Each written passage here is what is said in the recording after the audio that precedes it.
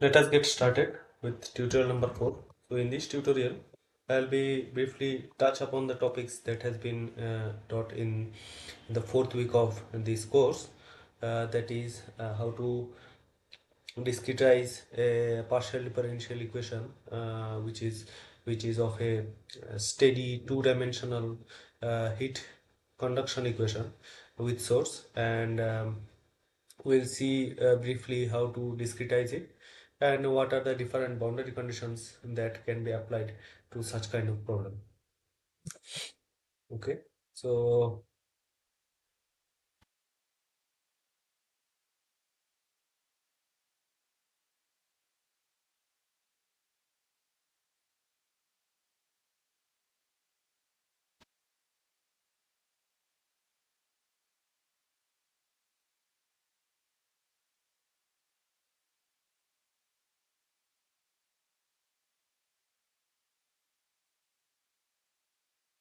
okay, so it will so the general equation will look something like this. Okay, so since let us just assume the thermal conductivity to be constant, or we can also not do that.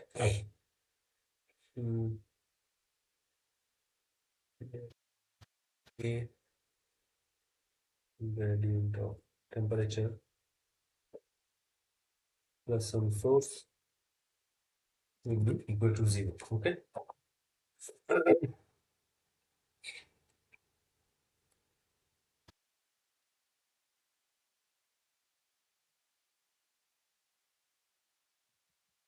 Now for a particular in our 2D case,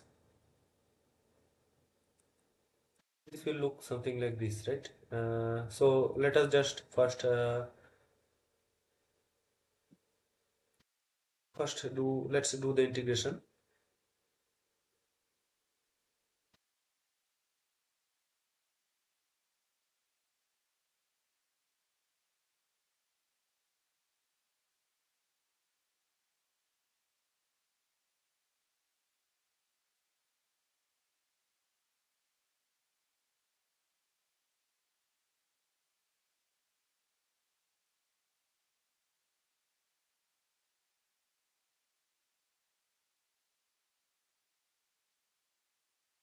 So now using the Gauss divergence theorem to convert the volume integral to a surface integral, right? Control surface. So what will it lead us to? Uh, Surface. Let's look at from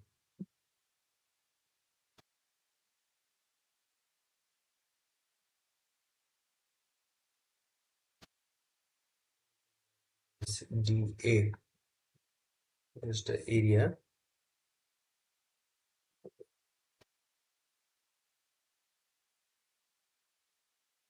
Now we have again taken the assumption of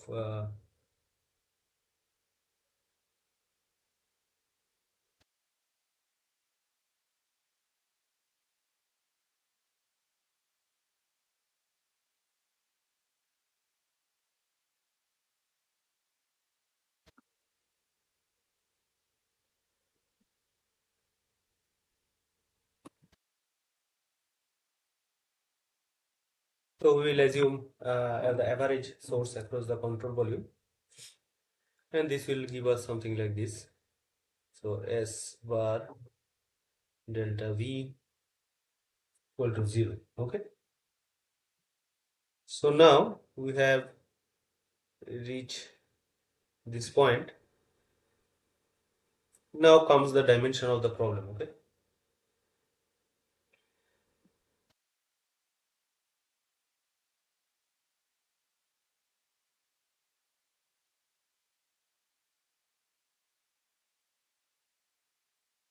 Three domain.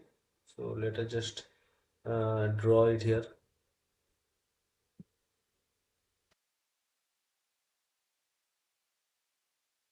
and this will be my coordinate system. This is the X and the Y. This is the cell centers P, and like the 1D problems we have done. Sorry.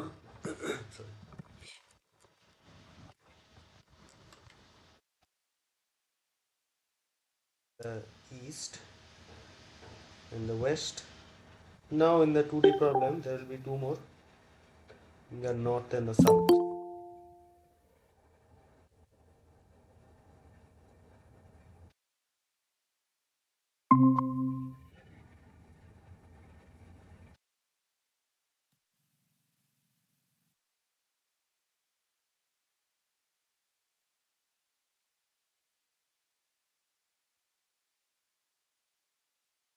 Yeah, hello Deepak. I have already started recording. So if you feel like you are not getting, it's only getting started. So you please feel free to uh, uh, tell me if you have any issue understanding. Okay, or else you can after this session you can go ahead and see the recording.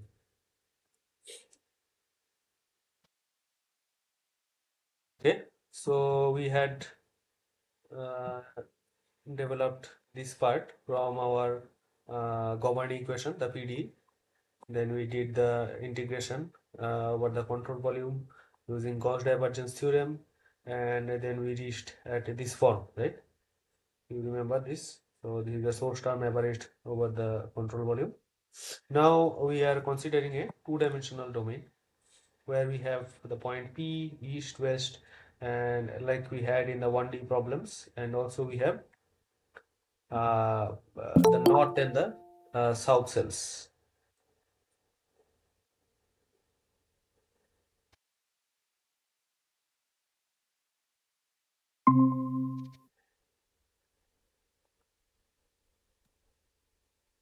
Yes. Hello everyone. I have already started doing the recording. So if you guys have any issues, means understanding, you just feel free to stop me in between. Okay. So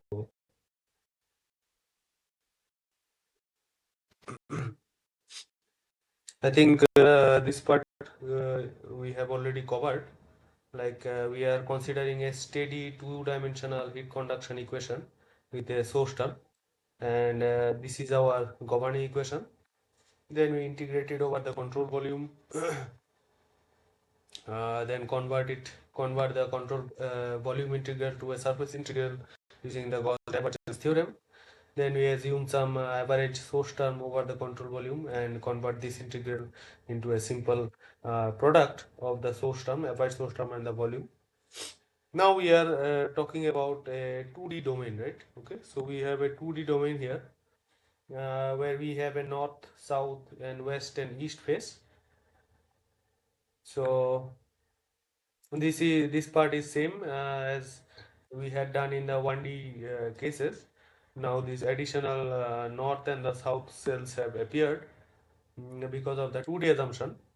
So let us just give some dimensions here.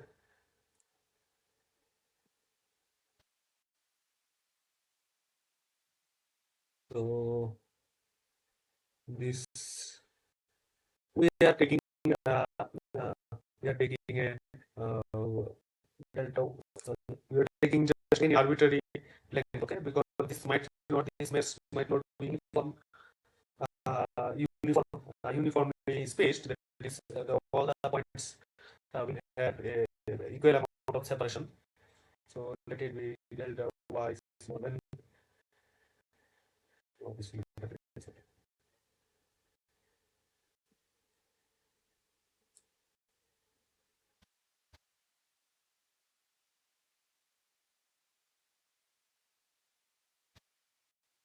X e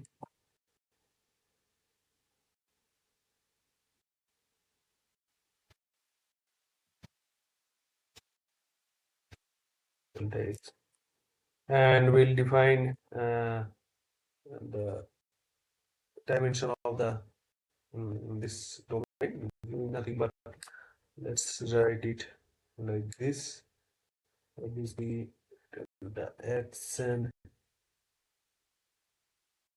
delta y. Okay.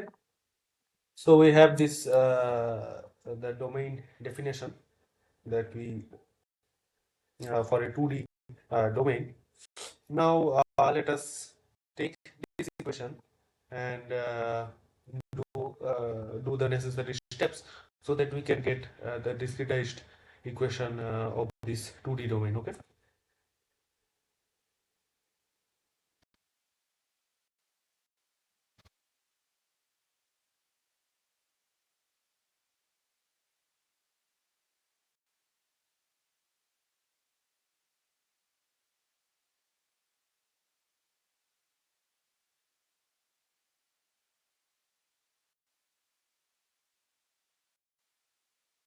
Gradient of the temperature times the area vector. Okay.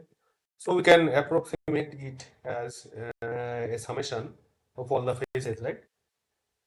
So this will be summation of all the phases, the K, the thermal conductivity, the thermal at that phase, and we'll have the gradient of temperature at that phase times the area vector at that phase. Okay. So how many phases do we have here? So let us give the name of the phases, different phases, so that it is easier for us to um, identify them. Just do one thing.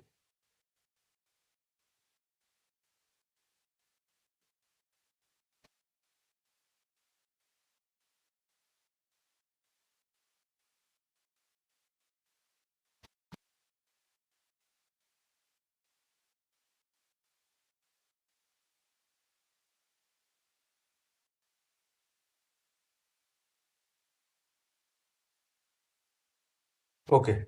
Okay. So what are the different phases? So we have the small n, the north phase, small east phase, small s south phase, and small w the west phase. Okay. So what will be the phases? This will be north, south, west, and east. Okay. Now let's start with the faces that have normal to the x direction, that is the east and the west face. So what will this become? This will be, let's start with the east face. So k at east face times okay, so you will have gradients at all the directions, right? So it's 2D problem. So you'll have two gradients in the x and the y direction. So you will have something like mm, dt by dx I cap plus dt by dy j cap, right? And what will be the area in this case? So in this case, area is nothing but delta y times where is the vector pointing in the positive x direction? So it will be I cap. Okay. So now we have I cap and we have I cap and j cap in the interior of the bracket. So only this term will survive, right? Because I cap times j cap will become 0. So we will be only left with this term, right? So for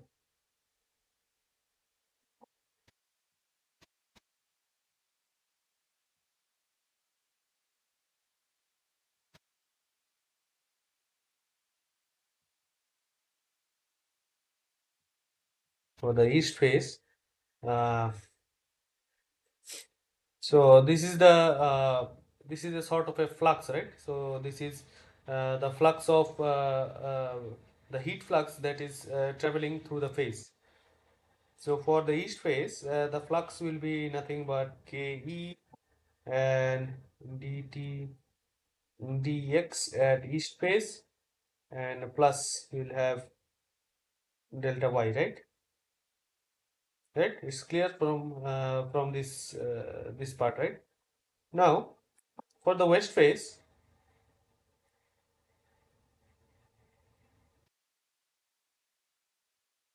this is also straightforward. because the area of the west face will be minus I cap of delta y, right? Because the area normal is pointing towards the negative x direction. So this will change to minus of kw dt dx of at west face times delta y, right? And similarly for the north face, again the area will be delta x times j cap, and for the south it will be delta x times minus j cap, right? Because the area normal is pointing in the negative x direction and here it is in the positive x direction. So for the north face, this expression will be k at north face dt dx at north times delta x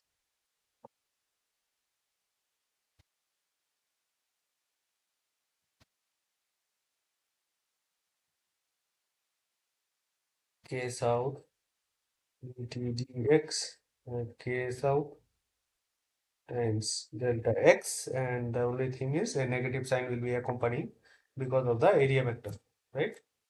So now we have constructed the terms for the fluxes at all the different phases. Now let's put them all together. We will have something like this.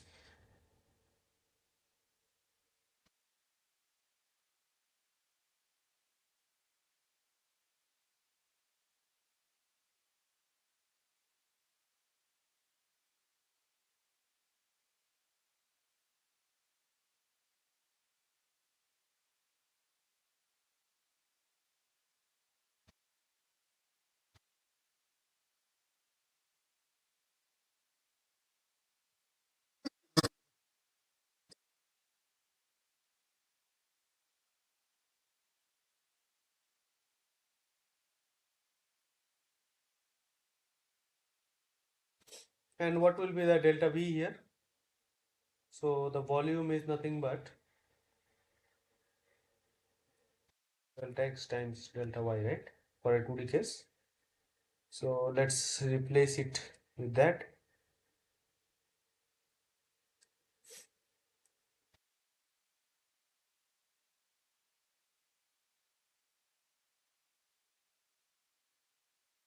Now we'll have to do a sort of a manipulation on the source term, because in many problems the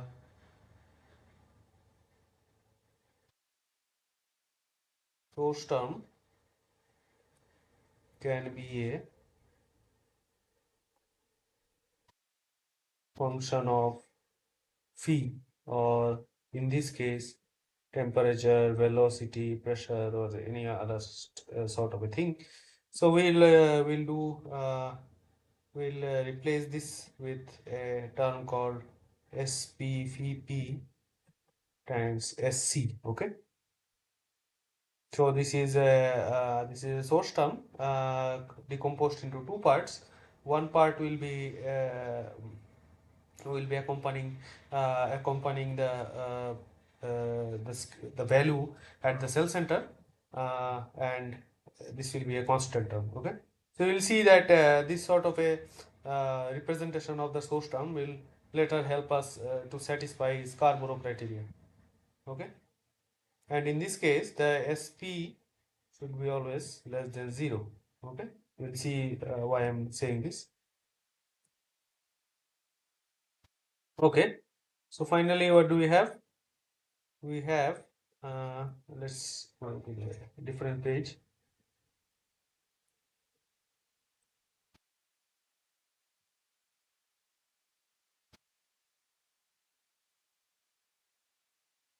Okay, so the equation we had is east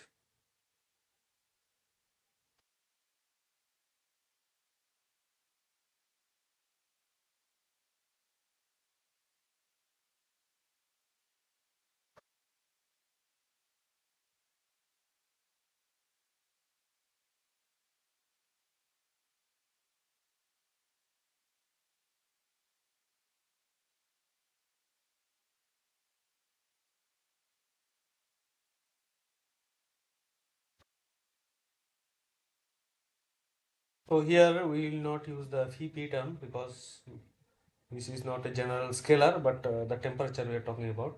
So Tp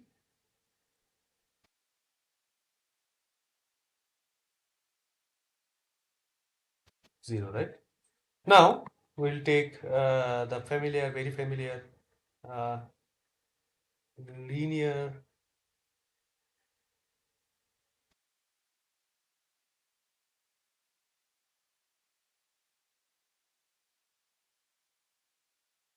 assumption for T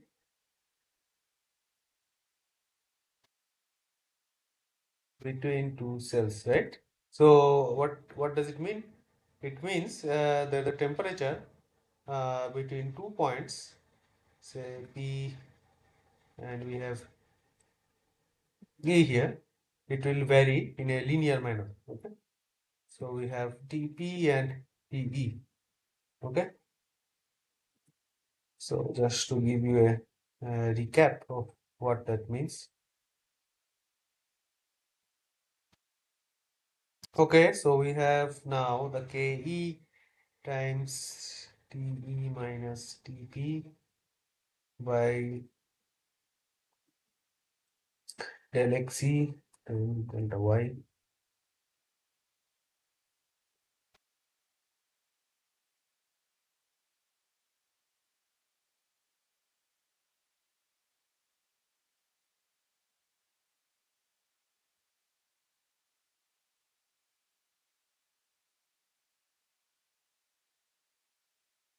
Yn small n, or no, sorry, we got delta x minus, we have Ks Tp minus, let's write the minus here.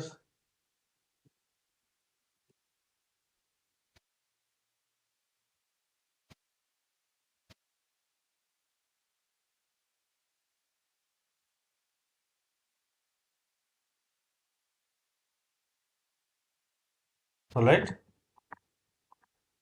Okay, so now we will club together all the terms, the TP terms, TP here, and we'll take it to the to one of the sides and write in the left side here. Okay, so this part, let's, I'm sorry. So TP. So we'll take all these things to the right side. Everything has a negative sign. It will become positive here. So it will be Ke the y times del Xe. This term is done. This will be Kw delta y times del Xw. This term is done. Now this is Kn delta x delta y n, and finally these two terms As,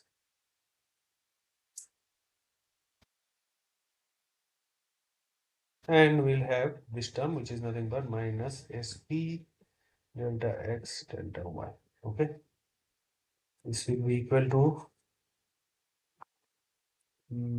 the east term, east phase, east neighbor.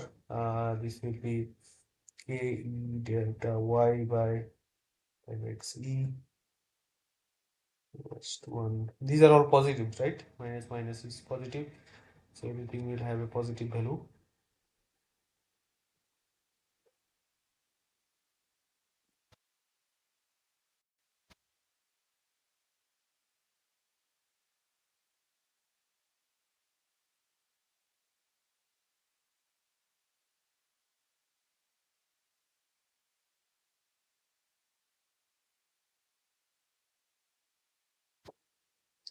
And last but not the least, this Sc times delta x delta y. Okay, now if you see all the coefficients of the neighboring cells, are being repeated in the coefficients for the cell center that we are computing the temperature for, right? Like just sorry. So this term is just this term, right?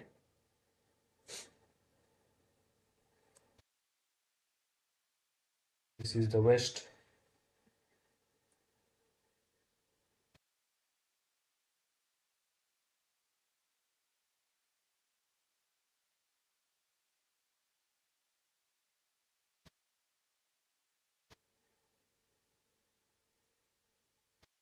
Okay.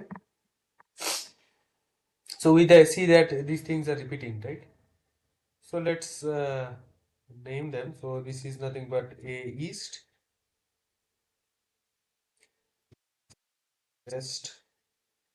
Remember, these are all capital signs, right? This is A north,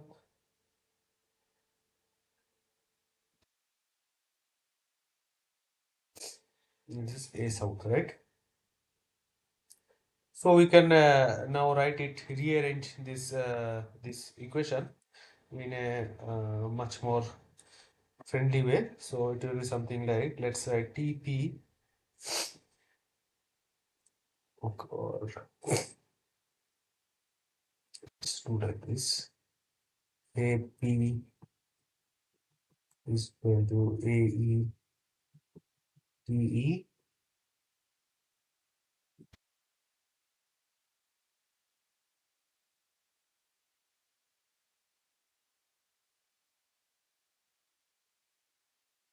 All right.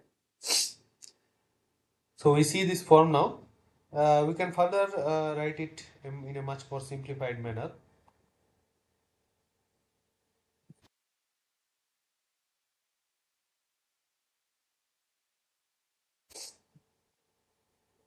So where NB corresponds to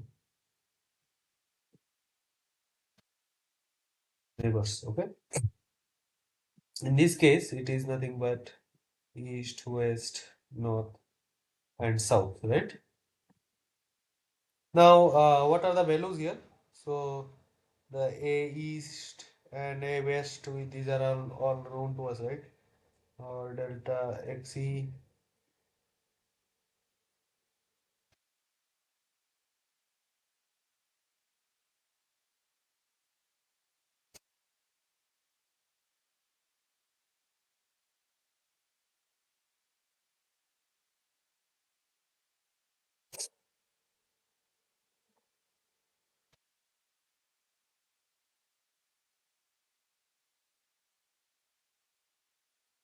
right?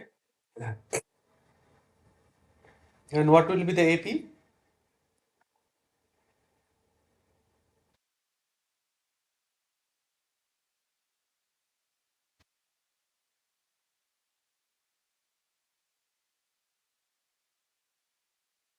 Minus SP delta V, right? And what will be B? B is nothing but SC delta V, where delta V is nothing but delta X times delta Y. Okay. So now for each of the cells, we'll have each of the interior cells, we will have an equation or a sort of a what it is called a linear algebraic equation, a linear system of algebraic equations for all the interior cells, right? These are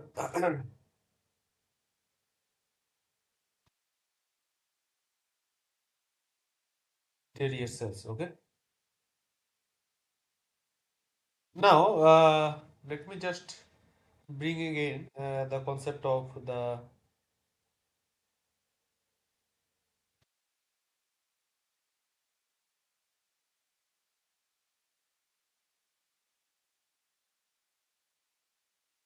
Scarborough criteria.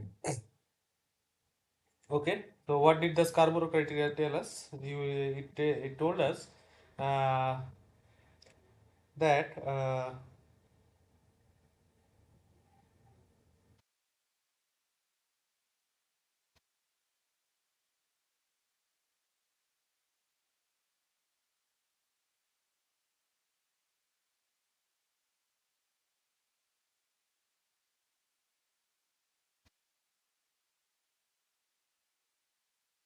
the sufficient condition for the solution to converge, we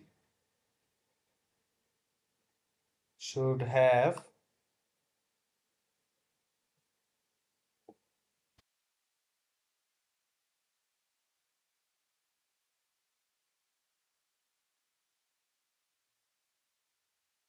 for all cells, right? So this is one condition. It tells us that the summation of all the neighboring coefficients should be always less than or equal to the coefficient of the of that particular point that we are of that cell, right? So of the cell.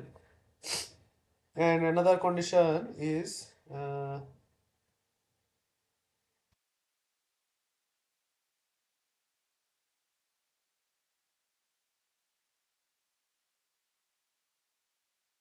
for at least one cell. Okay. So only if these two criteria are satisfied, these two conditions are satisfied, we are sure to have a convergent result. Okay. So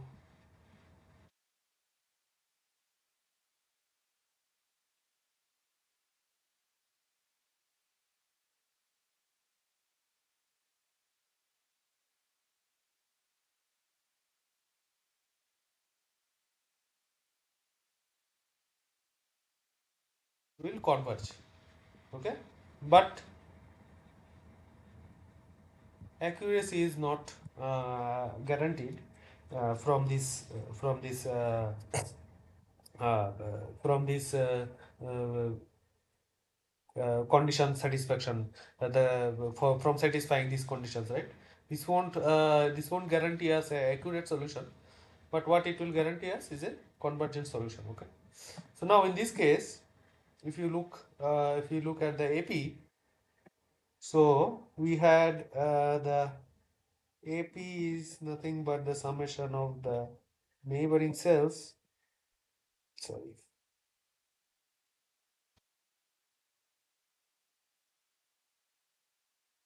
neighboring cells minus SP delta V. Okay. Now,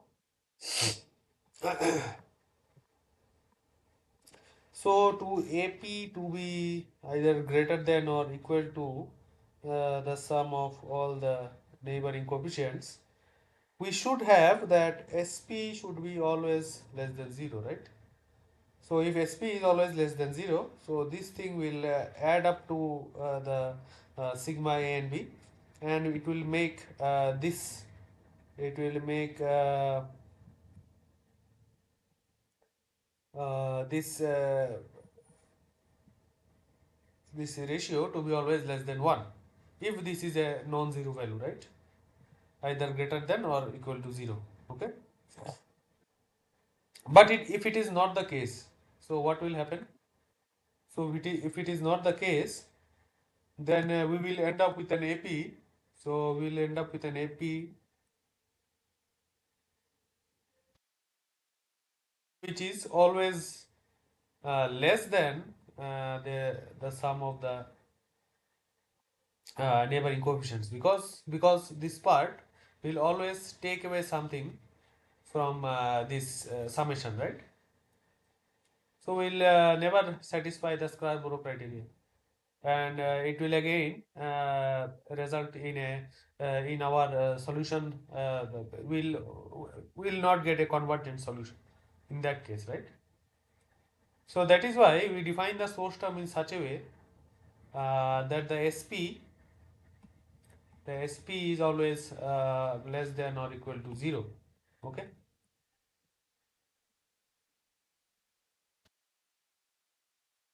Okay. Now, now if the source is 0,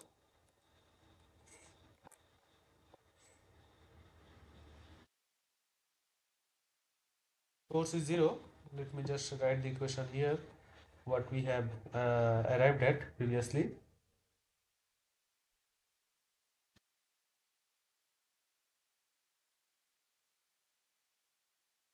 Okay,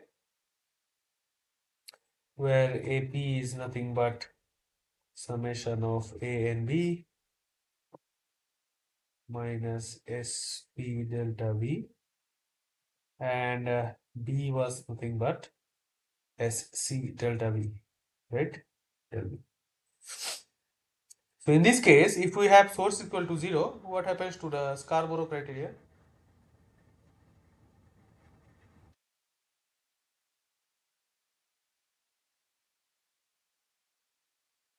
So we'll see that only this equality is satisfied, right? This A and B equal to AP, only this equality is satisfied. But the second part, where we should have AP less than equal to summation of A and B in one cell at least, we do not get it from the interior points if we have a zero source term, right? So how to get that if we have a zero source term? How to get a convergent solution? Because having a source term is not always necessary, right? It's not always necessary to have a source term in your domain. There you can be solving for some problems which don't have any source terms, right? So how to deal with that? So now we'll look at some of the boundary conditions.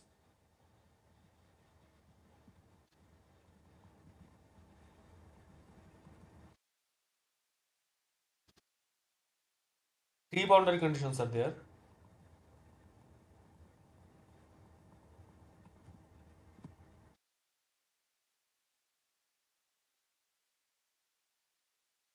and and mixed, right? Okay, let me just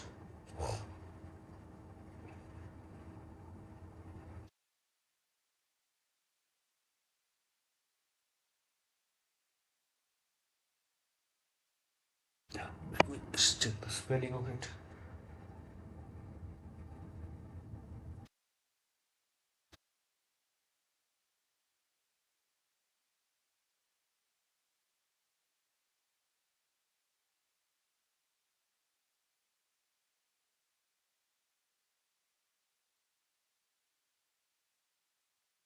Okay, what it tells us is that at the boundary, so phi boundary will have some constant value. So what is the case that we physically can imagine? For example, we'll have a boundary here where we have a p pressure, the p term, the south and north boundary neighbors, and we'll have a value of say TB equal to 300 Kelvin, right? So we can have some value like this at the boundary, which is nothing but an isothermal boundary.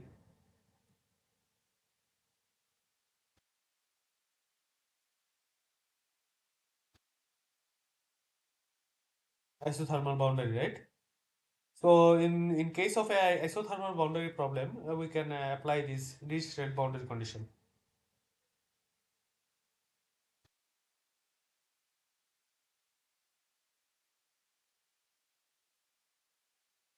So the Neumann boundary condition, we can write something like this.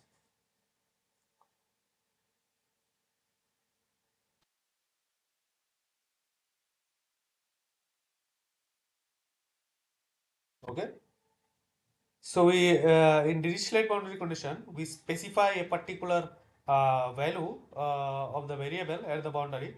While in the Neumann boundary condition, what we do is that we specify the gradient, or what you can call is the flux of um, some variable at the boundary, right?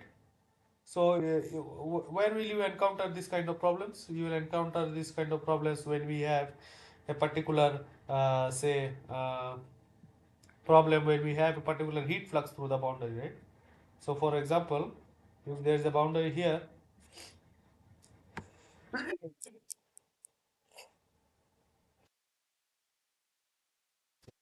north, south, and there is a heat that is coming out from here, right? So that means that at this phase, the minus k dt by dx is some value, say 1000 watt per meter square, right? Joule per second, yeah, watt per meter square. So in this way, you can define different boundary conditions. Now, what about the mixed boundary condition? Where do we see this kind of problem?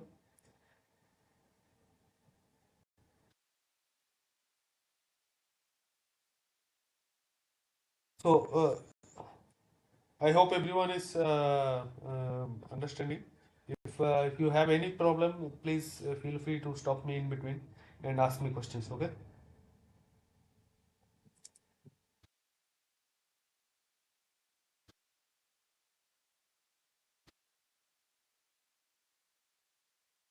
So we have something like this, like A P.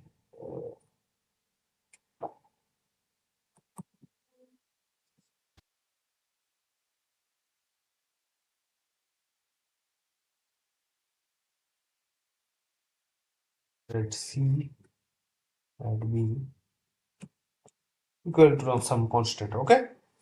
So it is nothing but a combination of the Dirichlet and the Neumann boundary condition. Okay. This is nothing but a combination of both of them, right? One constant value, one value of B at the boundary along with the gradient, right? So why do we see this kind of problem? For example, if we have a convective heat transfer at the boundary, so for example, some flow is going on or something like that, and you will have a ambient temperature outside the domain. Some TB will be here as well as some TP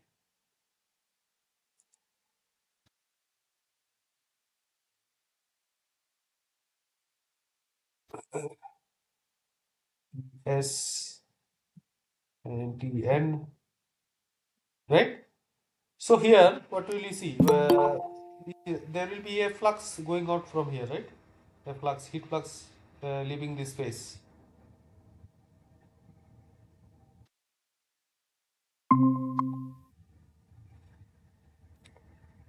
This heat flux, for example, let's write it QB. So this QB will be nothing but minus K gradient of T. Let's not write the del operator here. Say dt dx at B. B is nothing but the boundary here, right? And it will be what? So for convection,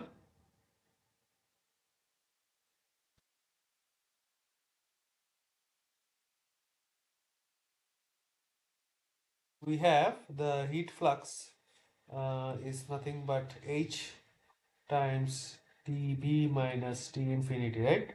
So where here we have the TB and the T infinity, and H is a convection heat transfer coefficient, right? So we'll have K TDX at B H times TB minus T infinite, okay? And if we just do a basic manipulation, we'll just take the T infinity term to the left hand side, and or we'll just keep it here. We'll get something like this, right? So we have H times TB plus K times dt dx at B is equal to H times T infinity, right? So this is the, let me write it.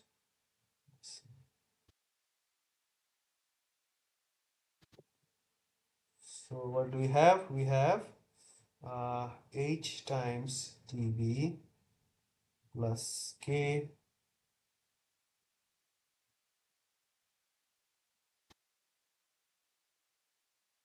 All right, and this is same as the form that we saw before, right? For the mixed boundary condition, and we have BC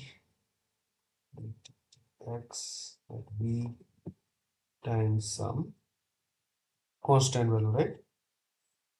Constant, or it might be a constant or something that is a function of x, x y z, or x vector and time, right? So in the boundary here we can always give a value. For example, phi b, we can which can be a function of both space and time, right? So here, say for example, in this cell boundary we'll have a phi of say 400, and here we'll have a 300, and say here we'll have a 600, something like this, times t square plus log t, or anything can be there, right? So these values, this can be anything, right? Need not be constants. It can be a function of time as well as space. I am just writing it as constant because these values will be known to us. This will be a these boundary conditions will be provided based on the problem that you have, right? For example, if you have a uh, So, so for example, if you want to model the boundaries of a IC engine, or a piston cylinder engine in IC engine, so you will have the piston here, and it will be connected to the crank and all that, and it will go up and down, and each of the four strokes, one will be the power stroke, so there will be a large heat release, right? So in this boundary, if we look very closely, in this boundary at different times, so for example at a t is equal to 0, or t is equal to t1, t2, t3, t4, depending on the which one is the of the four strokes. In one of the strokes there will be some qb, right? Some positive qb, and the rest of them will be uh, for example a radiative or convective heat flux, right? So here you will already know the conditions of the ambient, or the what will be happening in the boundaries, and you can apply these conditions to your computational domain and find out how things change, and so on, right? Okay, so if you for example want to see how cooling is happening, there is some coolant or something like that. So I hope you understand what kind of problems I am talking about. Okay, now that we have explored the different types of boundary conditions, let's go ahead and see first the Dirichlet boundary condition. Okay.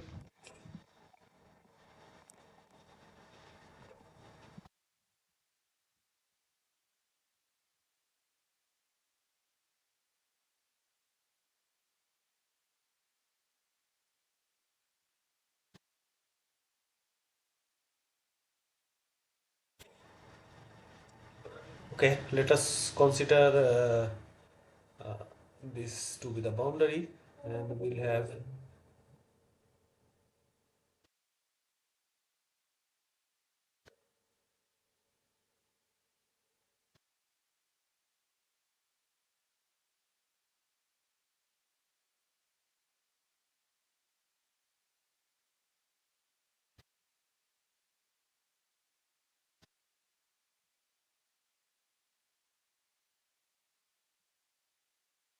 All right. So, what was the equations that we got initially uh, when we converted our surface integral, discretized it, and converted the integral continuous integral function to a summation? We had something like this, right? Ke dt by dx at phase e delta y.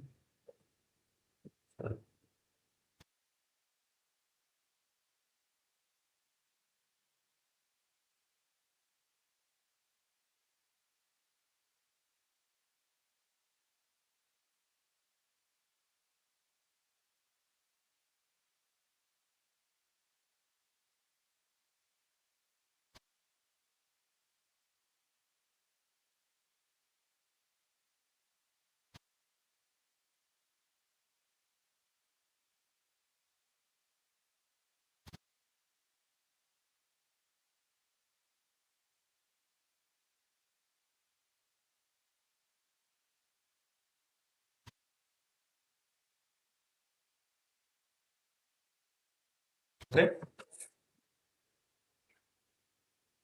Now,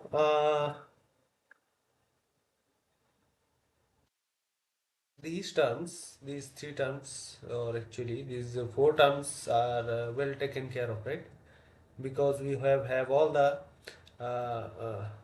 these are the way that we have done previously, what we have done, and let's just write.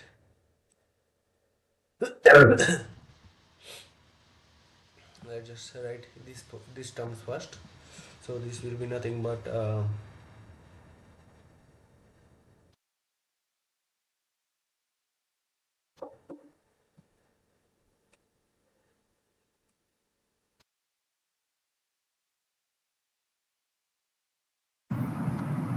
Sir, excuse me.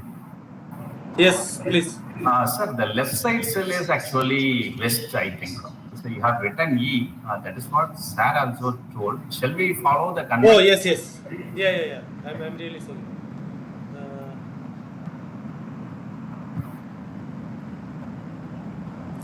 this will be these things needs to be changed, right? No.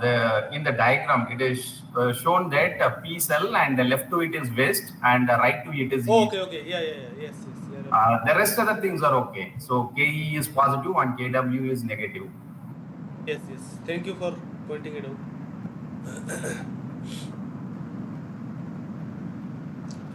Yeah. I think this is yeah. Okay. So now going back to the north face flux, we'll have Tn minus Tp and minus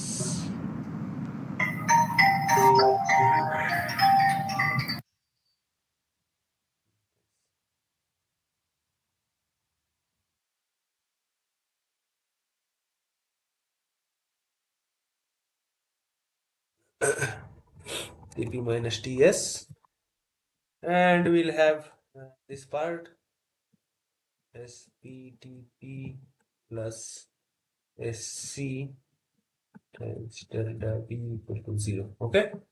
So now, what about this term, right? So in Dirichlet boundary condition, what we say is that we fix a value at the boundary, which is some constant or maybe a function of x or temperature. So we know the value at here, right? We know the value here, which is nothing but say TB. So what we can do is that, and assuming that this is a non-uniform and the mesh is very non-orthogonal or any arbitrary mesh, so we can just write it something like delta x b, right? And if it would have been a uniform mesh, we can write it, we could have written it as delta x by 2, since all the grid points are equally spaced. So we'll do this kind of approximations later at later stages to better understand the behavior of the solution. But for now, let's take some kind of arbitrary distance between the boundary and the point P. Okay. So in that case, what we can do is that here we used so see, this is a sort of a central differencing, like in finite difference we told you. So to get the gradients at this point, we'll take the points in both the sides and we'll get the gradient. Or else in here we don't have the point right to the boundary, right? So we can only use a one-sided differencing scheme, or we can write something like, so what will this be?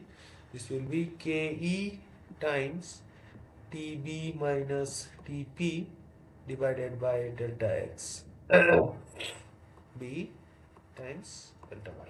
Okay. Now we have just added it here, and let's rearrange and see how the equation comes up. So all the TP terms will keep it in one side. So we'll have TP times minus of KW delta Y by del xw n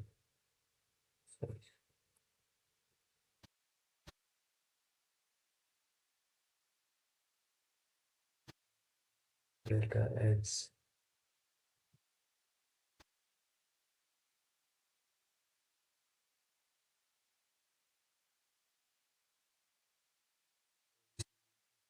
plus, because this will come to the other side, is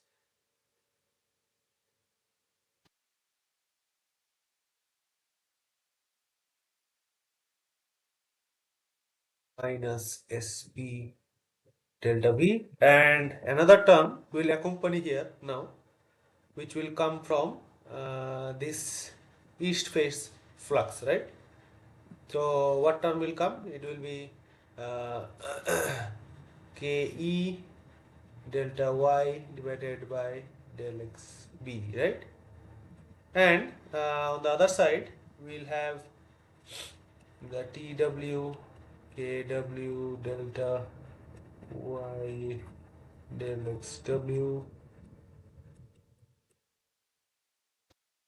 small n delta x y capital N ts ks delta x y plus sc delta v, and another term will accompany it, which will come from this value, right? So it will be nothing but tb times ke delta y del x b. Okay. So now if you see, let's write it in a familiar form that we have been using uh, since a long time. So we'll write it like this: APTP is AW TW plus ANTN A South T South plus SC.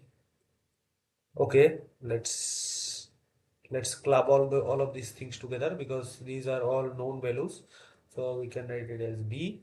So now the AW, and AS are quite straightforward, right? Because we have these values already. We know that we do these are nothing but this and this. I'm just writing for the sake of clarity. XW A capital N is K small n delta x del y capital N. A south is K small s delta x del y capital S, right? Okay, so we have all these values. Now what is AP? AP is nothing but a summation of all the neighboring cells A and B. And in this case, what are the neighboring cells? These are only the neighboring cells are only the west cell, north cell, and the south cell, right? The east cell is not there, right? East cell is not there. So these are only the neighboring values. That is this, and this.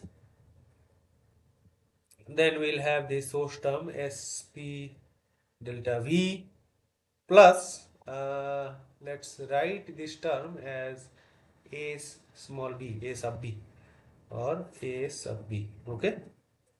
And what about the b value? The b value is SC delta v plus ABTB, right? So this will come from this. Okay.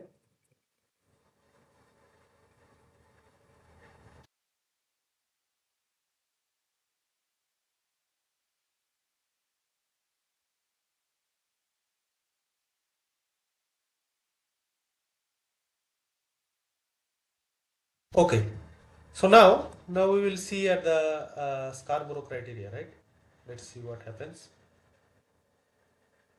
So now that we have this sort of a form, let's look at the Scarborough criteria.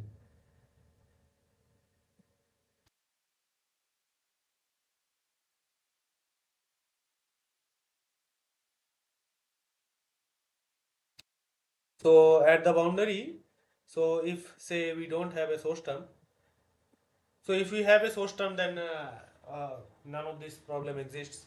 But let's assume that there is no source term, because there are a lot of problems with zero source terms, right? And these are all physical problems which should result in physical solutions. Now, say source is 0, right? So if source is 0, the AP will always be greater than summation of A and B, right? Why is this is this? Because AP is sum of the A and B and plus an extra term AB, right? Which comes from the boundary condition.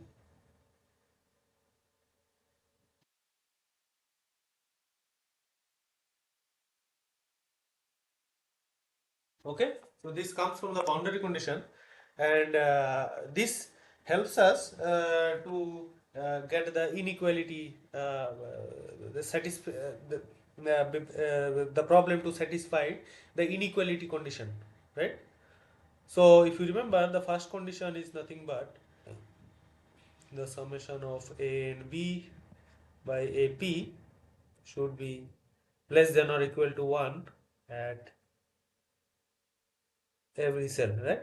And this is always guaranteed in this case, but So, we 1 minute. So may I have a yes, question here? yes, please tell me. Sir, may I see the screen? The screen is not visible. Yes, sir. Yes, So regarding the Scarborough criteria, yes, that there is a equality sign if S is equal to 0, source is equal to 0. But yes, actually the source is negative there. source is negative here. Yes, in Yes, the equation it is negative. yes, yes, Suppose if the negative term is going to be reduced, say it is going to be taken off, then definitely AP is going to be less than this one, isn't it? can you Right repeat it hand once side will again? be greater somewhat. The summation of these two minus the source term will be equal to AP. So that is what the equation is. Okay, okay, okay. This part you are talking about, right? Yes, yes, yes, sir. Yes. Okay, so if you remember from the discrete equations, we Hmm. defined we assumed that the source term is, we are taking it as an average value throughout the Hmm. cell, right? Hmm. And we modeled it, we approximated it in such a way so that we can write the S average as SP VP Hmm. plus SC, okay? Yes. Uh, And where and I explicitly mentioned that the hmm. SP should be always less than or equal to 0. 0. Yes.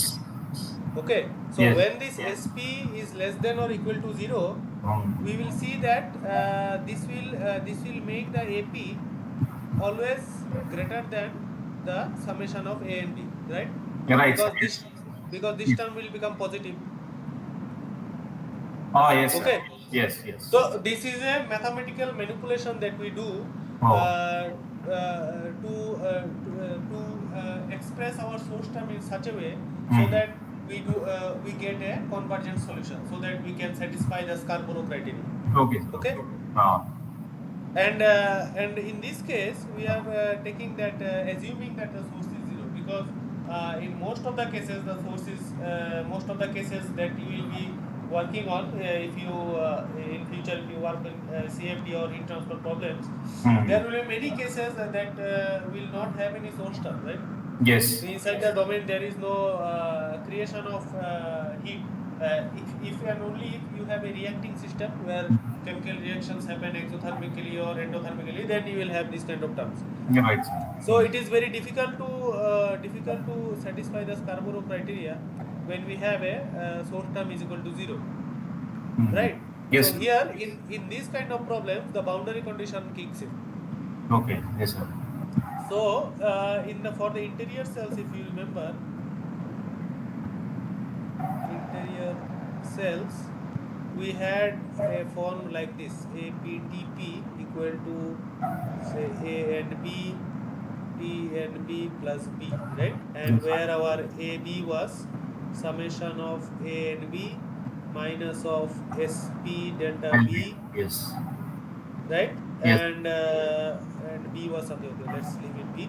So if we have a zero source term, so this term will be 0, and we'll always have a P equal to summation of A and B. Happy. So we have the first criteria always satisfied, Yes. right? Yes. But the second criteria is not satisfied by the interior cells, which says that for at least one cell, Hmm. you will have to get a value of AP which is less than AP which is greater than the A and B, right? Yes. In the limiting case of source term is equal to 0, this part is not achieved by the interior cells. Yes, So sir. that's why these boundary conditions are imposed in such a way so that we can satisfy the Scarborough criteria. Okay. Okay. Right. Okay. So now let's get back.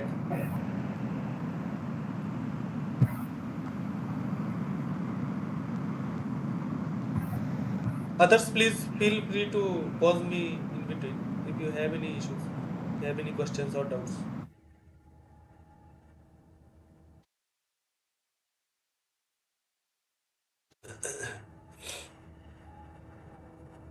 Okay.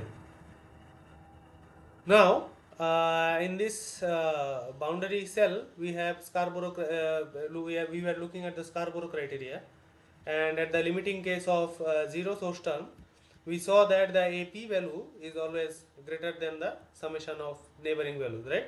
This is because of the extra term A sub B that appears because of the boundary condition, or more specifically, the Dirichlet boundary condition that we had applied, right? So now in this problem where we have where we are considering a two-dimensional heat conduction problem with zero source term with a Dirichlet boundary condition at some boundary, we have satisfied the Scarborough criteria, and we will be able to so we will be able to get a convergent result, right?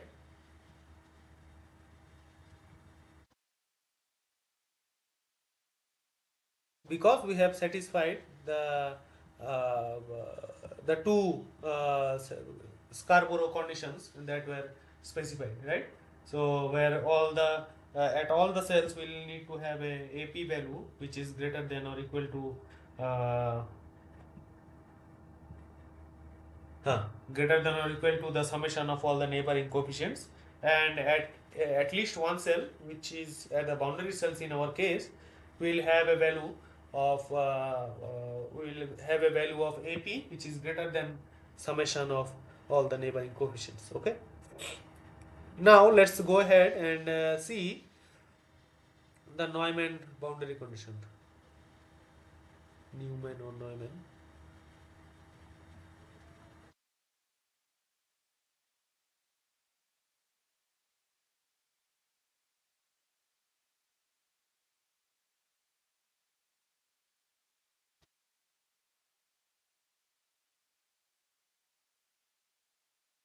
Okay, so this is, let this be the boundary point P.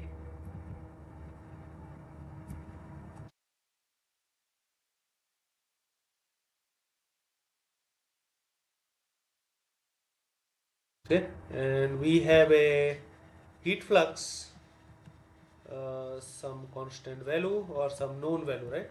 Let's not write constant. Let's, yeah, sorry, I again did the mistake. Sorry for pointing out. Okay, so let's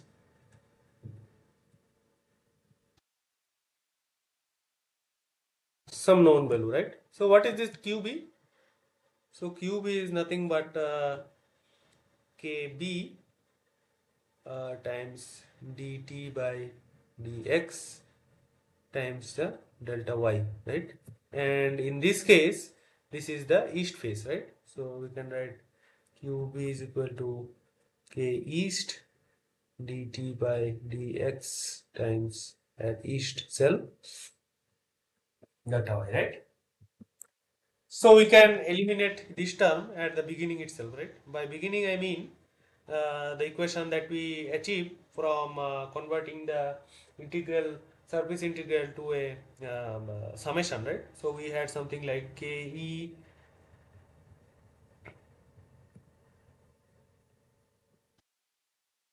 delta y minus Kw at west face delta y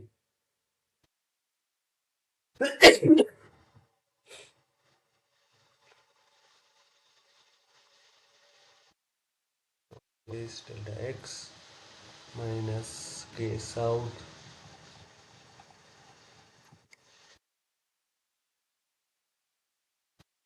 plus SPTP plus SC and delta V equal to 0, right? So now this term is already known to us, right? So we can directly substitute it and write it as QB, which is the known value that we have from the boundary condition itself. Now let's do the let's again do that linear profile assumption and all that stuff and get the equation. So we have QB minus KW delta Y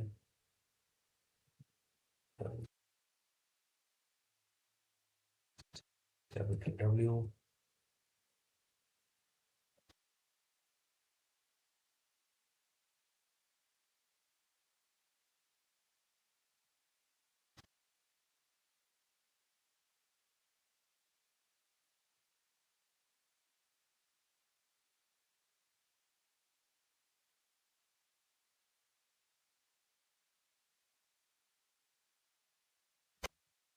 Okay. Now again we'll rearrange. So we have this TP term, right? So we have KW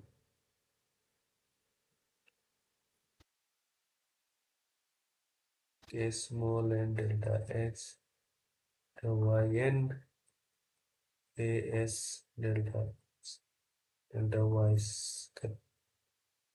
capital S minus of sp delta v and anything else, right? Only these four terms, right?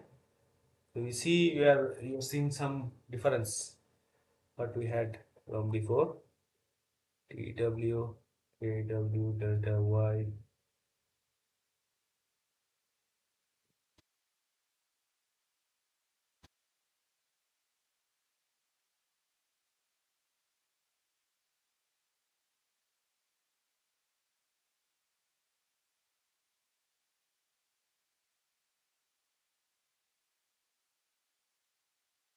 capital S plus SC delta V and another extra term plus QB, right? So what do we have here? So now writing it in the our favorite form, APTP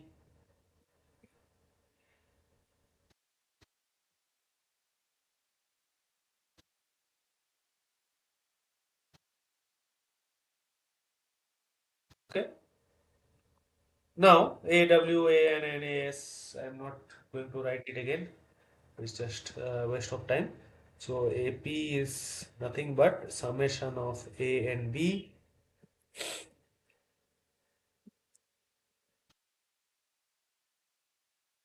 minus SP delta V, right? And B is nothing but SC delta V plus QB. Okay. Now that we have, uh, and also let me just write down here.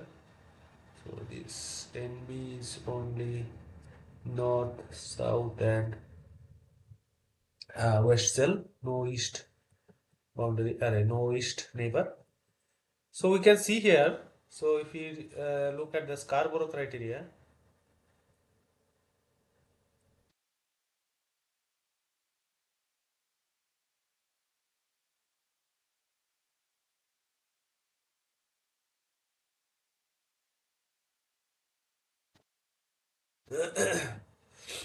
and assuming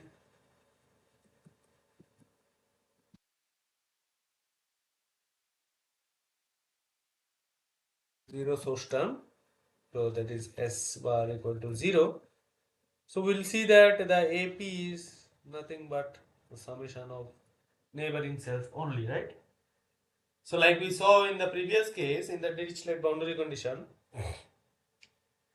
we had an extra term coming from the boundary value, right? So we had an extra term coming from the boundary value, which is nothing but the AB term that we had. But in this case, when we have a Neumann boundary condition, we are not getting any extra term that accompanies the summation of A and B, right?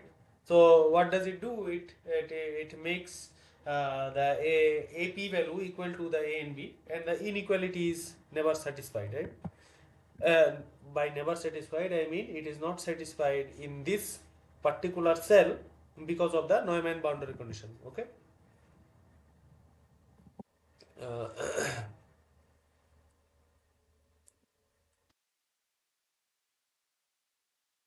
sorry.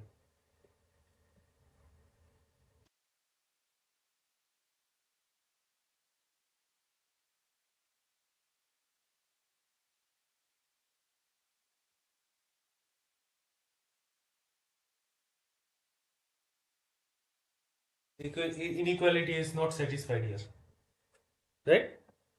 Sir, again, I have a question here. Suppose you say that Yes. it is going to be negative always. Can you just repeat your voice?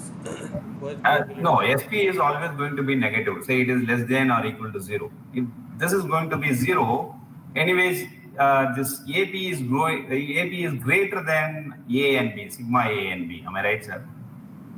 AP is greater than sigma and B. Greater than Yes. sigma If it A is, and B.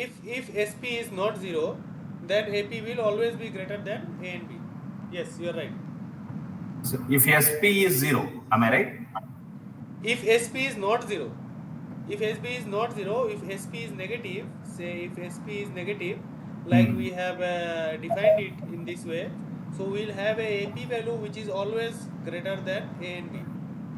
So the inequality, so both the conditions will be satisfied, right? So A and B by AP Sir, less here than a little bit confusing. The equation says AP is equal to sigma summation of the neighboring cells minus right, S del V. Say the summation right, of neighboring cells plus this source term is equivalent to AP. That is the meaning. right, right.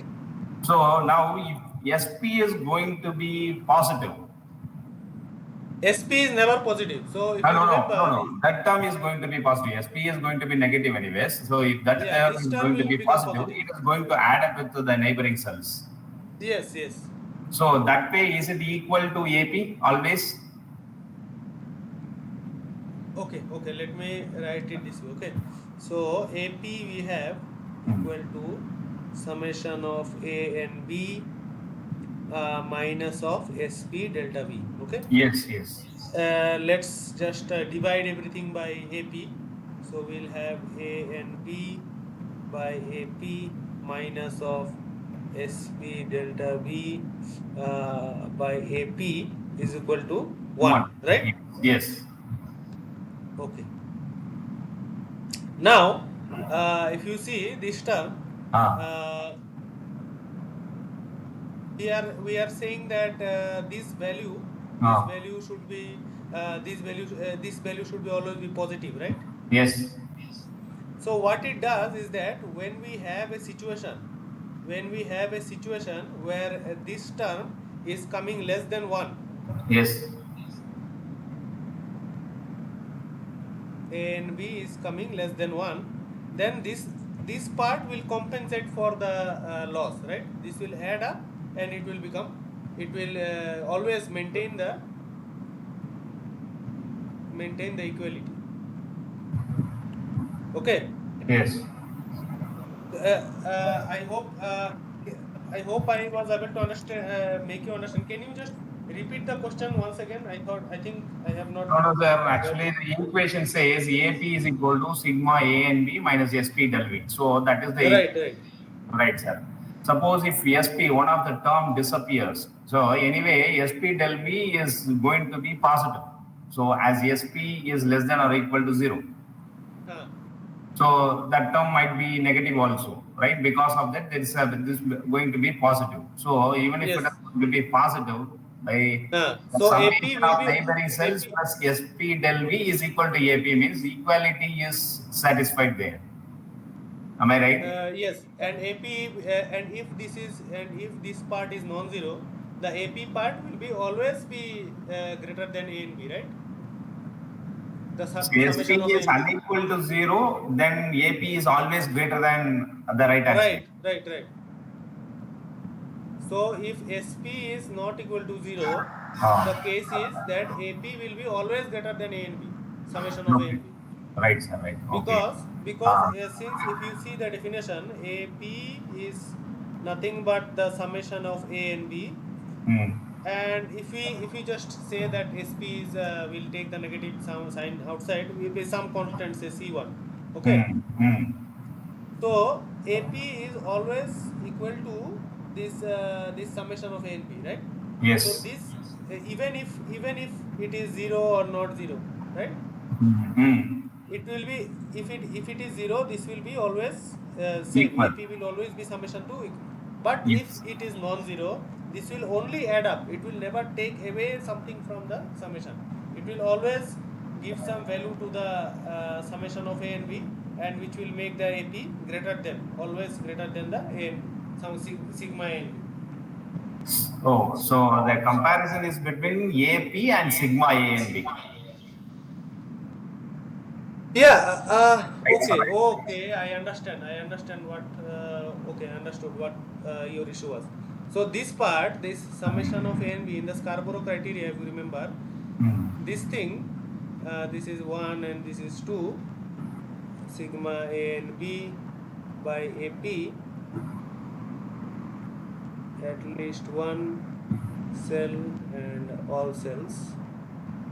So this part is quite different from the AP definition. Okay, so these two parts. So AP say sigma A and B minus SP delta V. So this statement just defines the AP, right? Yes, sir. There is no connection between these two statements. These two are totally independent statements. Okay. Okay, Yes. so in this AP, if you see, so in this Scarborough criteria, if we just break it down, so the first Scarborough criteria, so A and B by AP less than 1. Okay, just let's just go away with this, and we'll substitute the AP term here, right? Yeah. So if we substitute it here, A and B by sigma A and B Minus plus, or sorry, minus SP del V. minus SP delta V, right? Oh, yes. Now let's assume this is some constant, say alpha, by alpha plus some constant, say beta, Hmm. because this will always add up, right? Yes, sir. Yes, yes. Yes. So this will so if you This see, will the always be less denominator is, than. Yeah. Yes, sir. so denominator is always Greater. denominator is always greater than the numerator, right? So Yes, it will yes, be yes, always yes. less than 1. Right, So sir. this is why we define the source term in such a way, so that either SP is negative or 0, so that Ah, it helps us to satisfy the Scarborough criteria, even if we have the Neumann boundary condition. So if okay. you remember, for the Neumann boundary condition, we Hmm. were only we were only able to satisfy the first Scarborough criteria. The second Hmm. Scarborough criteria we were not able to satisfy, because of we assume that there is the source term is 0. So that is why the source term we model approximate it in such a way, so that we can get a SP term which is negative, and it helps us to satisfy the Scarborough criteria throughout the domain. Okay. Okay, sir. Okay. I hope I answered your question. Yes, sir. Yes. Okay. Now Let's. answer. Yes. Okay. Okay. Let's just take a 5 minutes break. I'll join you after 5 minutes. Okay. Right. Okay. Thank you, guys.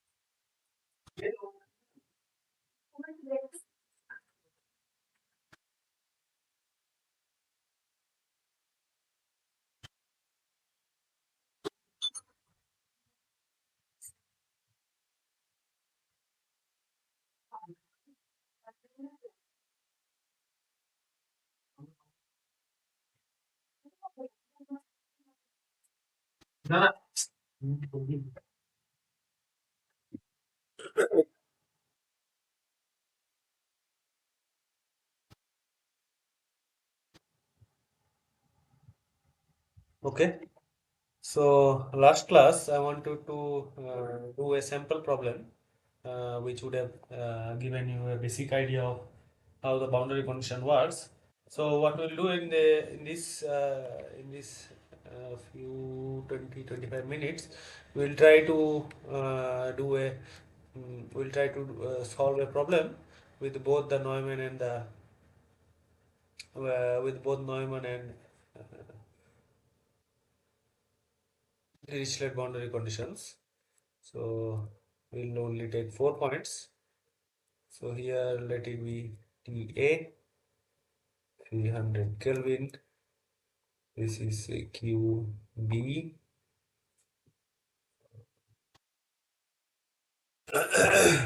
This can be some kind of some heat flux. Some okay. Let's keep it general, or let's make it a insulated boundary, which so that means no heat is being transferred from this boundary.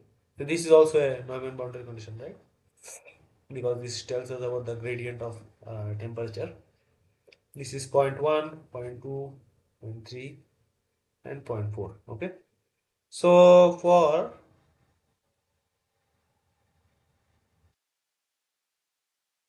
interior points, we'll have. So this is a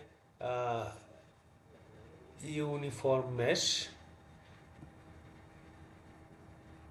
That means the distance between the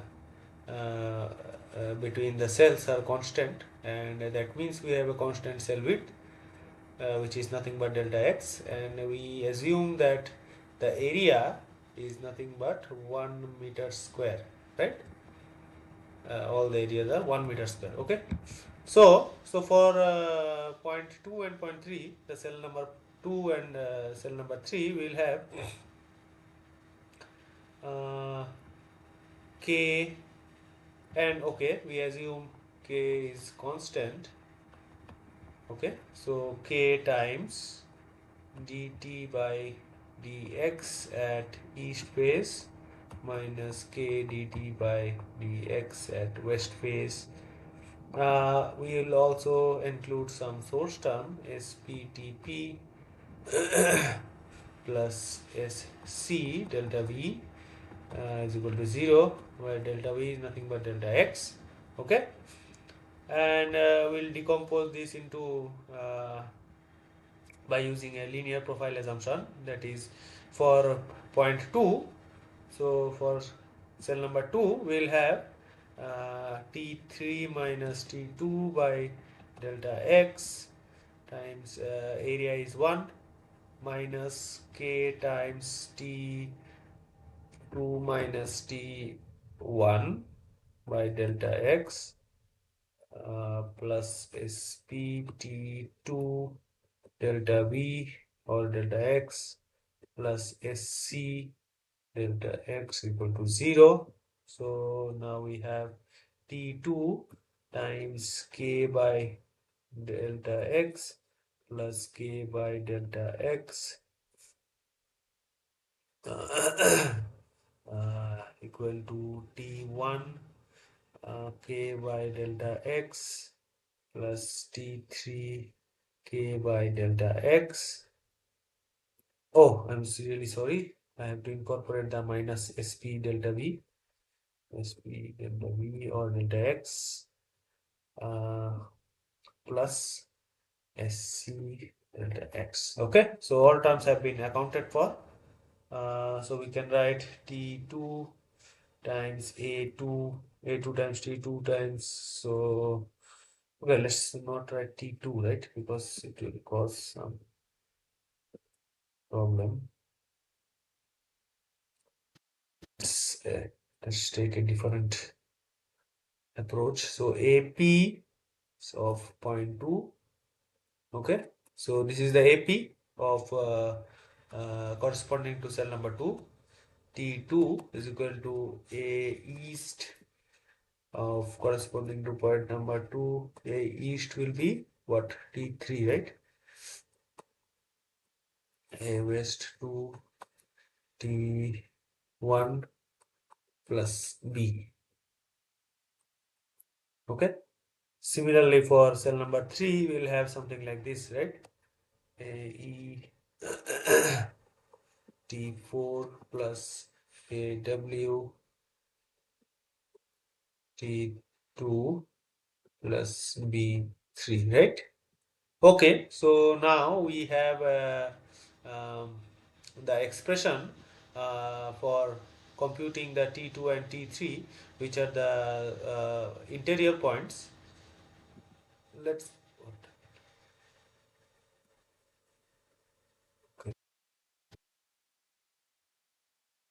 okay, now let's look at the boundary points. Okay, so at the left boundary we have a Dirichlet boundary condition, right? So for cell 1,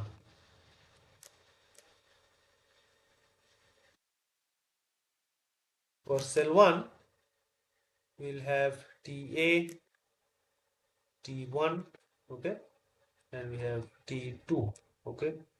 Now again the east part is taken care of because K times T2 minus T1 by delta X minus this will be delta X by 2 since we have a uniform mesh, right?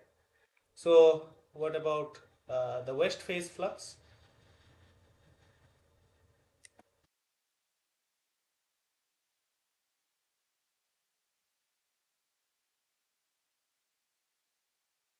The west phase flux will be K times T1 minus TA divided by delta X by 2, right? And then plus SPTP, or in this case it will not be TP but T1 plus SC times delta X equal to 0.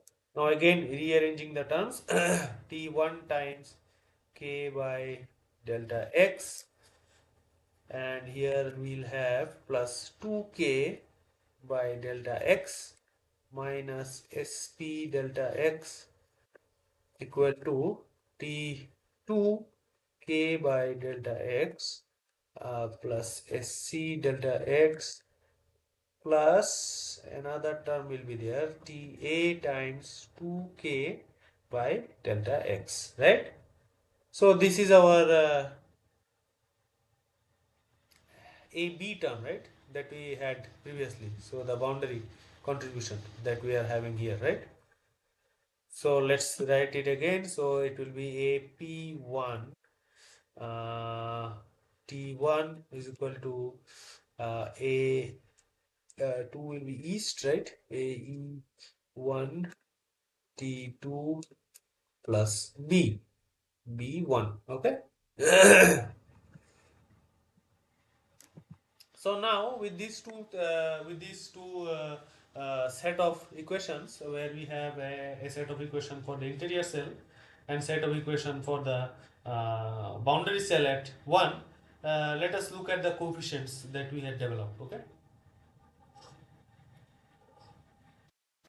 then see if the Scarborough criteria has been um, satisfied or not.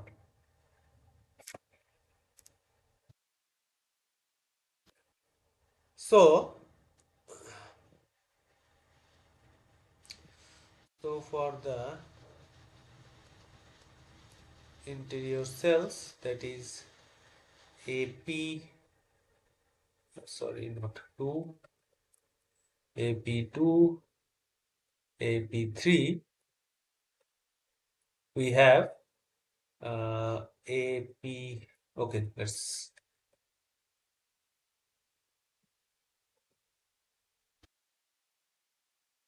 AE1, sorry, AE2 plus AW2 minus SP delta X. And for AP3, we have AE3 plus AW3 minus SP delta X. Okay, and these terms are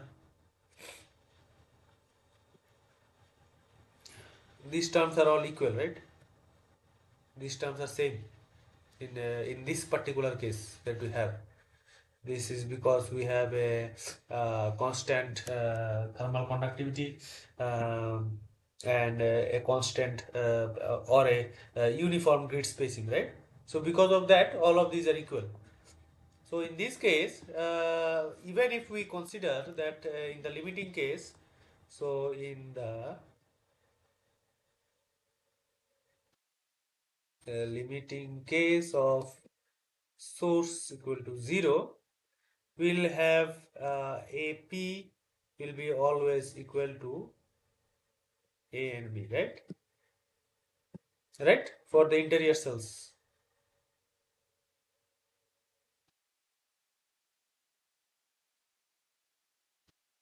Now, for the boundary cell, we see that AP1 is nothing but AE1,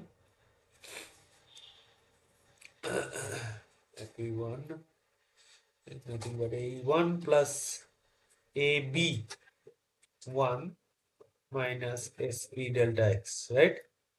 So in that case, for the boundary cell, we'll always have AP1 is greater than a summation of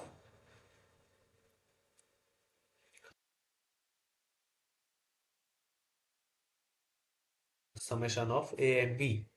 And in this case, unfortunately, the neighboring point is only the east cell. Okay. Now we see that from these two set of equation um, where we have Dirichlet boundary condition in one side, we have not yet gone to the Neumann boundary condition. We know that in Neumann in the cell where we have a Neumann boundary condition in one side, it will only satisfy the equality and not the inequality. So we have the yeah, that is only for if the limiting case of source term is equal to 0. So now we have satisfied both the criteria, right? The Scarborough criteria 1 and Scarborough criteria 2 both are satisfied by these two set of equations. Now do the last. Uh, let's look at the last cell. So this is fourth cell. And then we have a QB3. So we'll have let's just not write it. So QB minus K T4 minus T3 by delta X plus SP T4 plus SC times delta X equal to 0. Now for T4, we'll have K by delta X minus of SP delta X equal to T3 K by delta X. This one is done, this one is done, this one is done. Plus SC delta X plus QB, right? So we have a P4, T4, a West 4, T3 plus B4. Okay. So we now have a system of linear equations, right? Let's just write them down all together.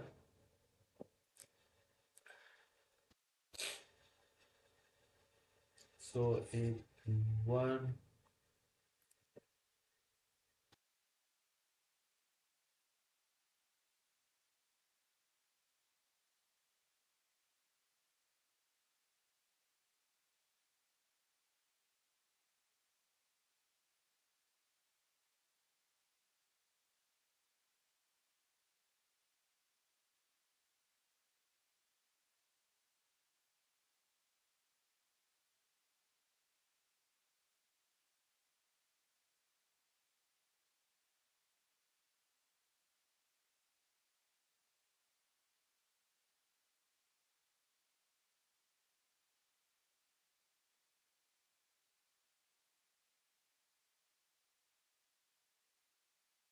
And finally the last one, P4.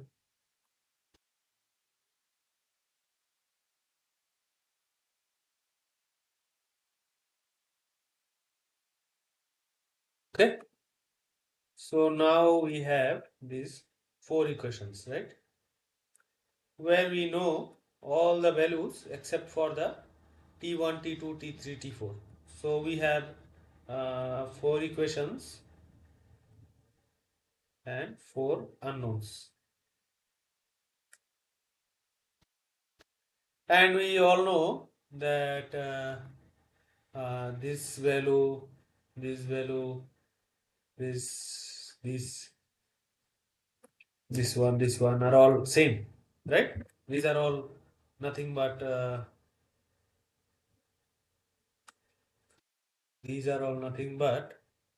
k by delta x, right? And what about the b? So here the b, let us write down the b values. So b1 is nothing but ta a b at 1 plus sc delta x, or sorry, del x, and a p1 is nothing but summation, or let's not write summation. Okay, you can write it. A and b minus sp delta x plus ab, right? And these APs are quite easy to compute. These two will be same, and here this will also be same as these things because only one neighbor. And this b4 will need to again define, which is nothing but just sc delta x plus qb, right? So now you have all these values. You can get all the coefficients, and you don't know the t1, t2, t3, t4, right? You can use either a Gauss-Seidel method or a Jacobi method to get the solution, or else you can just do some simple mathematical manipulations and you can get these values. For example, you can write T1 in terms of T2, then just substitute the T2 value with T1, then you can write T3 in terms of T1, then you can write T3 and T2 in terms of T1, and you will get a value of T4 in terms of T1. Then again this T4 will be again in terms of T1, and T3 also you have previously got a value in terms of T1. Then you will get the T1 from here. So once you get T1, you will get the T2, T3, T4, and T5, right? So for these small systems, you can easily get the solution that you need, right? But for when your system will be very large, yes. Any questions? Yes, sir. Can we get an overview of problem given in the assignment? Actually, the cells are distributed far from one another. That is not a neighboring cells. That's what I doubt us. So 3 is given in Okay, the same. assignment. Which assignment? Assignment I number think 5. the fourth assignment. I think yes, fourth assignment. Fourth Third is assignment, right? completed. Okay. Due date tomorrow is the due date for the fourth assignment. And Okay, it was what are the given mind? like Which 1 meter question? by Can 1 you meter. just tell me?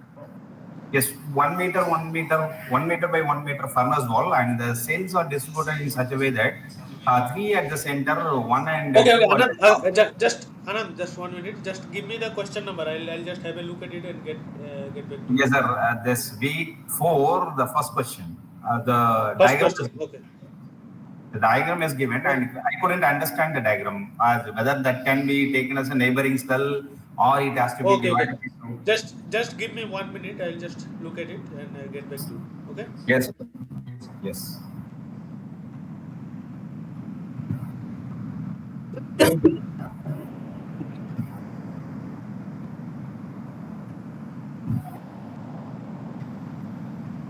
The assignment 4, right?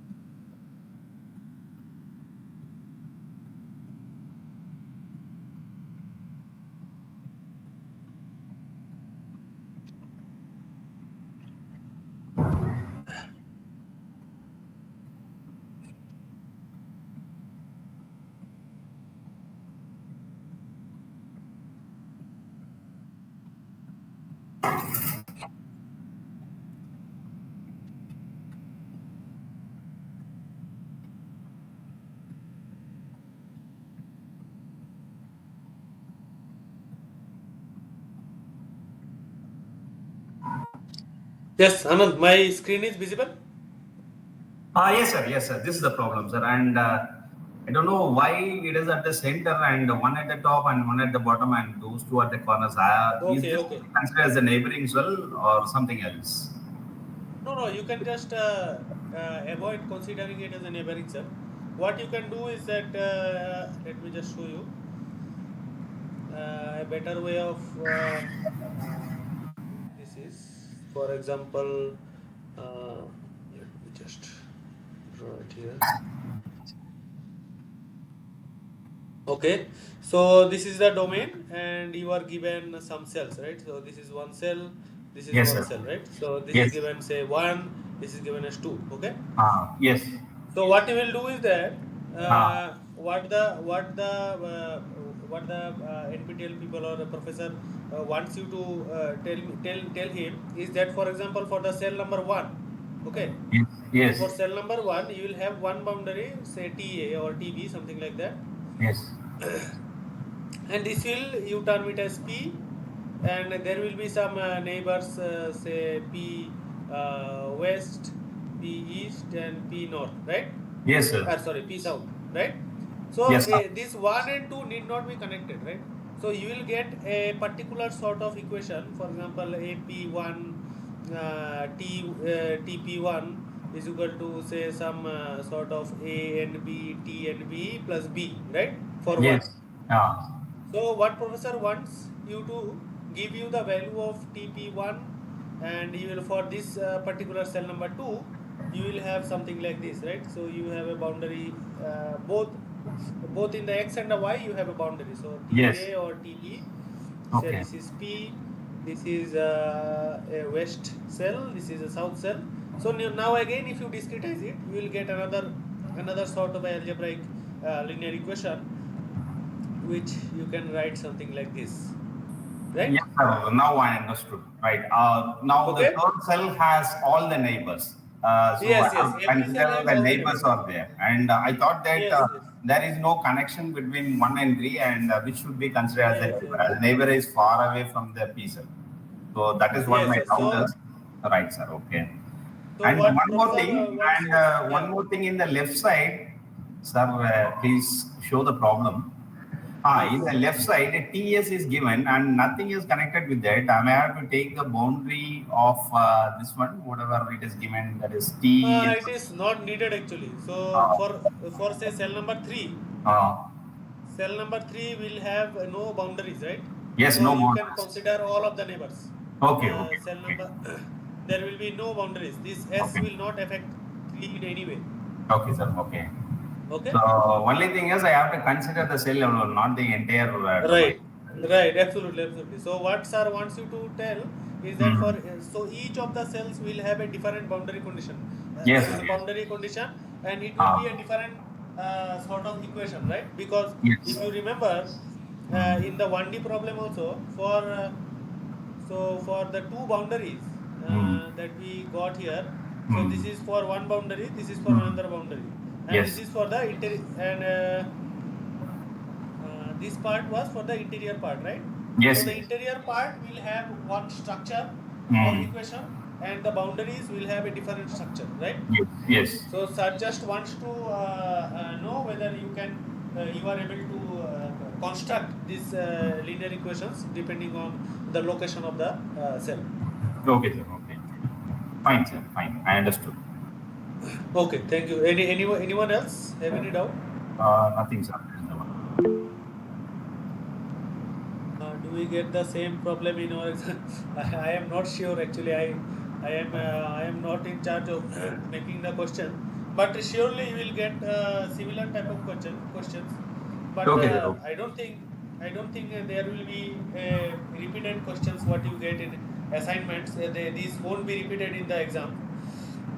But Oh, I think similar type of questions will be there. Okay, so if you right, prepare sir. the assignments nicely, then Hmm. I don't think there will be any issue for you to pass the exam nicely. Okay, sir. Okay. Fine, sir. Okay, okay. So I think it's time. Okay, we'll conclude the tutorial session today, and we'll meet you in the next week. Okay. Okay, sir. Thank you, sir. Thank you. Okay. Thank you, everyone. Thank you, and good night. Fine.